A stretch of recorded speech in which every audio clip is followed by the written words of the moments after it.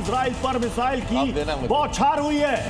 Iran ने Israel पर missile attack किया है और इसलिए इजराइल ने इमरजेंसी घोषित कर दी और सभी नागरिकों को कहा है कि आप नीचे चले जाएं, यानी कि जो भी उनकी शील्ड है उसके नीचे चले जाएं।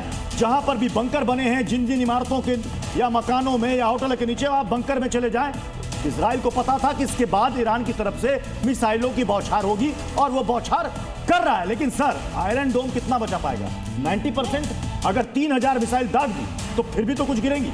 मैंने पहले देखिए, मैं सर देखिए, जो आप बता रहे थे कि पूरी मुस्लिम वर्ल्ड के ऊपर अटैक माना जाए कि न माना जाए, 6 देशों को इस वक्त ईरान अपनी चपेट में ले चुका है। 6 देशों पर एक साथ हमला किया। सऊदी अरब का नाम उसमें शामिल हो चुका है, कतर पर अटैक कर चुका है, बहरीन पर अटैक कर चुका है, यूएई पर अटैक हो चुका है, कुवैत पर अटैक हो चुका है। ये देश अभी तक सामने आ चुके हैं। टर्की, पाकिस्तान की आपने बात की सर, पाकिस्तान में इस वक्त अटैक करने की जरूरत है।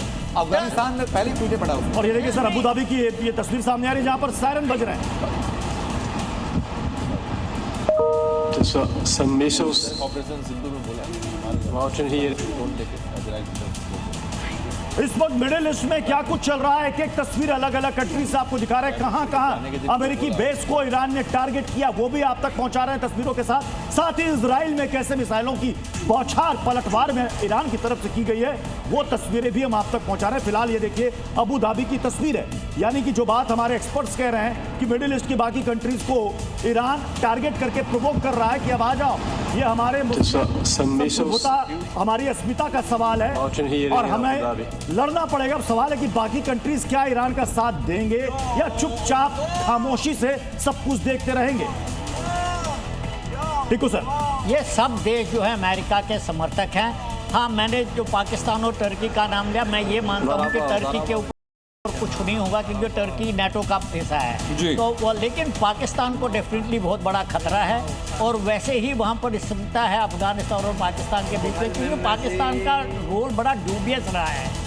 पाकिस्तान ने अमेरिका की सहायता करी गाजा के अंदर। पाकिस्तान के पास न्यूक्लियर वेपन है, वो कहता है सऊदी अरेबिया इसका इस्तेमाल कर सकता है। लगातार सर लगातार अपडेट सामने आ रही है। आपकी बात आप पूरी कीजिएगा। हमले के बीच ईरान ने एक बड़ा बयान भी जारी कर दिया है, जिस वक्त अटैक कर रहा है कि यूएस का हर एक एयरबेस निशाने पर है। यानी यूएस ने अलग अलग जगह पर जहां एयरबेस बनाए हुए थे, कतर से लेकर बहरीन से लेकर के यूएई तक हर जगह अटैक किया गया। उसके बाद ऑफिशियल बयान जारी किया गया कि जितने भी एयरबेस यूएस के हैं वो हर एक एयरबेस हमारे निशाने पर है और हर एक एयरबेस को अटैक किया जाएगा। ठीक है, अभी बात पूरी कीजिए सर, उसके बाद मैं आपकी बात जानना चाहूँगा। हाँ ना, मैं यही कह रहा था कि पूरा इसमें लग रहा है पूरा मुस्लिम वर्ल्ड ही किसी न किसी तरीके से इन्वॉल्व हो रहा है और ईरान बिल्कुल प्रोवोक भी कर रहा है और शायद वो मैसेज भी दे रहा है कि आपने हमारा कभी साथ नहीं दिया, इसलिए आप भुगतो। लेकिन मैं मान रहा हूँ कि ईरान जो है स्लिपरी ग्राउंड पर है और उसकी बर्बादी होने वाली है, वो तबाह हो जाएगा, रजीम चेंज डेफिनेटली हो जाएगा और मिडिल ईस्ट में पूरे समीकरण जो है बदली हो जाएगी। जी, मैं चाहूँगा सर टीकू सर और श्याम सर, आप दोनों एक बार जरा वॉल की तरफ आएँ और आगे एक मैप हम दिखाने जा रहे हैं। इस मैप की जरा बिल्कुल इंपॉर्टेंस बताएं इस वॉर जोन के लिए। ठीक है सर, ये बताइए पूरा मिडिल ईस्ट में कैसे ये फैल रहा है। देखिए, सॉरी आप प्लीज।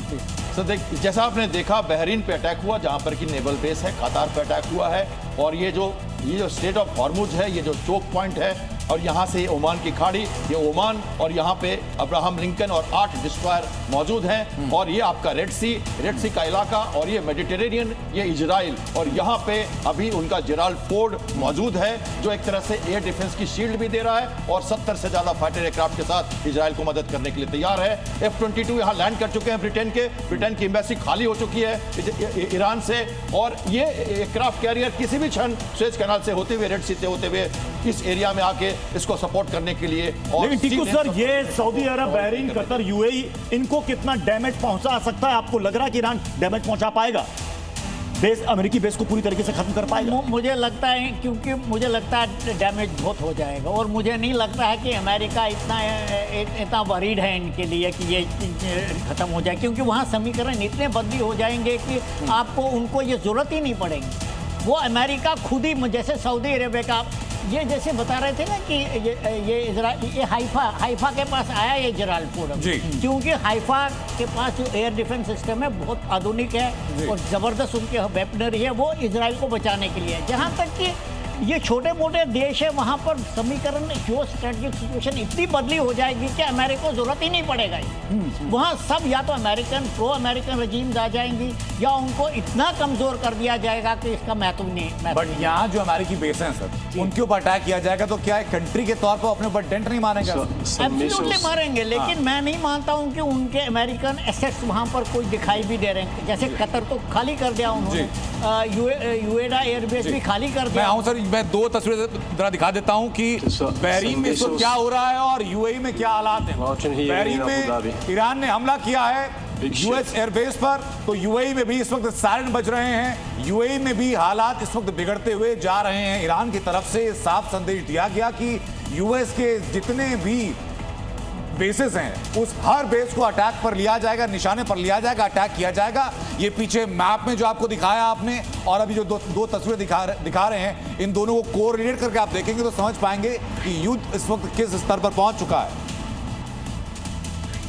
तो इसे बताया जा रहा है कि वर्ल्ड वॉर 3 की शुरुआत एक तरीके से हो चुकी है और पूरा वर्ल्ड, पूरा विश्व इस वक्त इस मुहाने पर आ खड़ा हुआ। अगर ये जंग और ज्यादा बढ़ती है, इसका विस्तार और दायरा और ज्यादा बढ़ता है, जैसा कि हमारे एक्सपर्ट टिक्कू सर बता रहे हैं कि अगर तुर्की और पाकिस्तान को भी अगर ईरान लपेटे में लेता है या अटैक करता है तो सोचिए ये कितना बड़ा युद्ध बढ़ जाएगा। कतर एयर स्पेस में मिसाइल इंटरसेप्ट किया गया है, ईरानी मिसाइल था जिसे इंटरसेप्ट किया गया है। कतर एयर स्पेस में जितने भी मिडिल ईस्ट की कंट्रीज हैं जिनको टारगेट करने की कोशिश कर रहा है ईरान, कुछ जगहों पर उसने अमेरिकी एयरबेस को नुकसान पहुंचाने की कोशिश भी की है।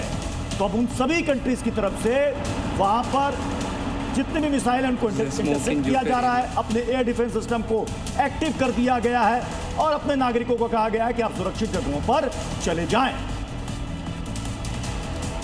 तस्वीरें हम दिखा रहे हैं, लेकिन श्याम कुमार सर, जो कुछ देर पहले टिक्कू साहब ने जिक्र किया था पाकिस्तान और टर्की का, उसमें आपका क्या इनपुट है सर?